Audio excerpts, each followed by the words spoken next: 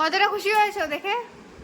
Heavy heavy heavy খুশি হয়েছে। Hello guys, guys তুমি কেমন আছো? Hello guys, welcome to my mini blog.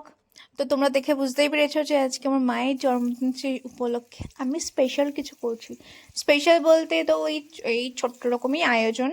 আমি এরকম 5 রকম ভাজা করে নিচ্ছিলাম। 5 রকম ভাজার পর আমি পায়েসও করেছিলাম, বাট পায়েসের ক্লিপিংস একদমই নেওয়া হয়নি, সরি ফর দ্যাট। অ্যান্ড তার সারপ্রাইজটা কেমন লেগেছে তার থেকেই শুনে নাও।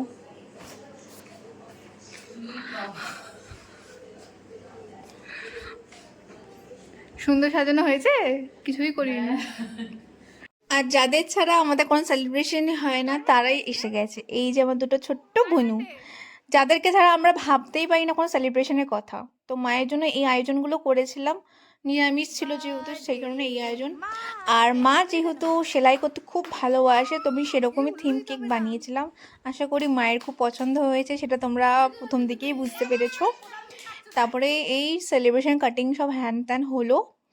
আমরা ছোট্টখাটো আয়োজন, আমি ছোটখাটো যে আয়োজনটা করেছি সেটাতে হয়তো আমার মা খুব খুশি হয়েছে।